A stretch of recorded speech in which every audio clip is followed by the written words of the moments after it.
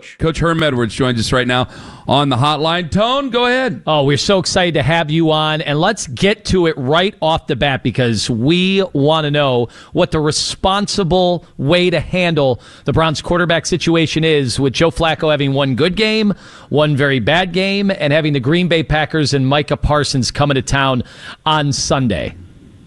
Well, I think it all will work its way out. I mean, right now they're sitting at 0-2. If this continues to be, part of the deal, eventually you can see them probably making a quarterback change. I mean, you think about their schedule. Their schedule's not favorable, to be quite honest, especially the first 4 games. I mean, it's tough. And now after this game, then they got to go to Detroit. And Detroit finally woke up, it seems like. So, and by the way, Minnesota Vikings are playing well. So it kind of handles itself. You just kind of let it play out. And eventually, if you feel like, you know what, it's going in the wrong direction, we got to get these young guys involved, then you got to make the change. I mean, it's inevitable. This is the same thing that I think that the Giants are dealing with, right? With Russell Wilson.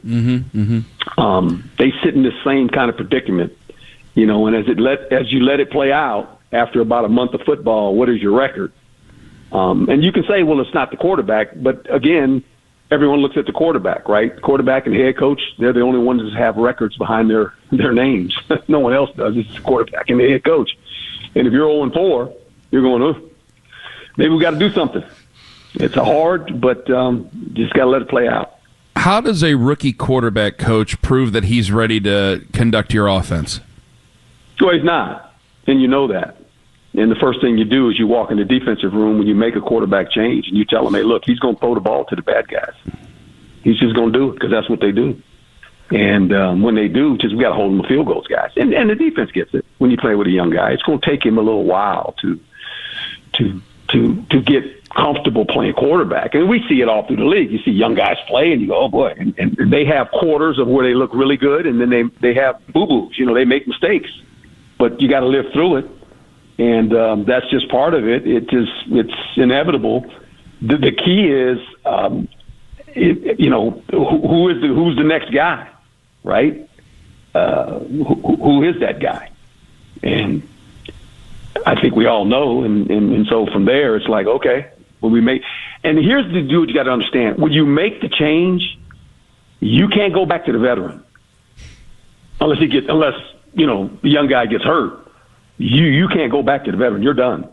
You're going to play with that guy the rest of the year. Coach Herm Edwards joining us right now. So one of the things we certainly know is that not all quarterbacks are on the same timeline, and it's really difficult to predict who's going to be ready to go. Last year, Jaden Daniels, he showed he was ready to go basically instantly, but most aren't that way. I mean, I heard Patrick Mahomes 2 years into his career talking about not being able to read linebackers. So what is it? What is a good determining factor on whether or not a guy could be expected to actually have a pleasant start? It has a lot to do with the play caller, to be quite honest. The failure of quarterbacks has a lot to do with the guy calling the plays. That's just my personal opinion. I say that because if you look at quarterbacks, well, let's take, since we're in Cleveland, let me ask you this. There's a guy in Tampa Bay. His name is Baker Mayfield. Interesting, isn't it? Wasn't he in Cleveland at one time? Yes. When he left there, it was like, oh, he can't play. Really? Yeah, he threw 41 touchdown passes last year. And he's playing pretty good right now. So a lot of it has to do with the play caller. And are you willing to be a play caller that understands I have this quarterback? It's not about plays. It's about the player. And will I build the offense where he can have some early success? And that's what you got to get through. And that's always that's why you think about, just close your eyes and think about this. Think about all these quarterbacks that have gone to other places and have had some success, right? It's like, hey, man, how does this happen? It's just part of the deal. Now, some of them are busts. I get that. But it's just amazing when you look at it, when you look at the resurrection of some of these quarterbacks, and you go, here's another one. Look at the Colts right now. Right? Who's their quarterback? Right? He was in New York. True. They ran him out of there. Yeah. They're 2-0. By the way, the Colts are 2-0. Danny Dimes, they were calling, right? Danny Dimes. Oh, he can't play. Oh, okay. Yeah. Now maybe it won't work out, but it's just kind of interesting, right? Well, it's happening more, though, right, Coach? Like Geno Smith, obviously, Sam Darnold. This is happening more and more with Baker. Why is it that this didn't used to happen, and now is it because teams are moving on from their quarterback sooner rather than later?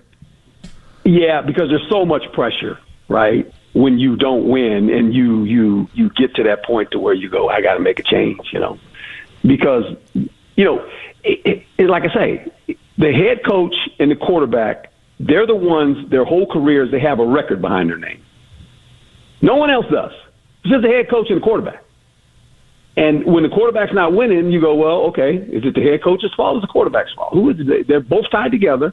You go, well, I got to make a change. And then you got to ask your team, I need a spark, right? I need a spark. I got to do something. And so the biggest way you get – if you change the left tackle or the right guard or the defensive tackle, nobody cares. But when you change the quarterback, oh, boy. That gets everybody to say, oh, you should change the quarterback. Now, let me ask you guys this, because you guys are in Cleveland. Please. So, if they make the change, is Gabriel the guy? No, like the guy, like the franchise guy? No, is he the next guy up? Yes. Okay. Huh. You know who he reminds me of? Who? Think about the quarterbacks in Cleveland history. I'm going to tell you who he does. And it's almost as eerie, except he's left-handed. He reminds me of Brian Sipe. I played against Brian Sipe in my era when he was in Cleveland. Tell me why. San Diego State. But Tell me same why. Same size, except he's left-handed. Very accurate. Gets the ball out of his hand. That was Brian Sipe. It's about the same dimensions. About the same height. 6 foot, maybe say 6'1", maybe they're fudging it, whatever. But Brian was right-handed, but he bounced around. And when he was there, back in the day, they were good now. Oof. He got rid of the ball. He had a good running game. Good defense. When I watched that kid play in the preseason, I went, this guy reminds me of Brian Sipe. Coach Herm Edwards joining us here on the show. So you watch the Browns. You look at Myles Garrett. Is there like a... Tell me, do you feel like do you feel bad for Myles Garrett? I mean, he had a chance to get a trade... So I don't feel bad. No, I don't feel bad for him. No. Tell me why. No. He's getting paid. He wanted the money, wanted to stay in Cleveland, you get paid. Okay. Got it. I mean, I feel bad for, no. This is what you do as a player. When you get a choice, you got to ask yourself, do I want to stay here or do I want to leave? And then if you stay there, you got to go, okay, I'm staying here. And I want to be a part of this organization. I want to help this organization win. I take my hat off to the guy. He wants to stay there. A lot of these guys anymore, they don't want to stay. They want to go somewhere else, okay? I mean, Michael Parsons, gone, left.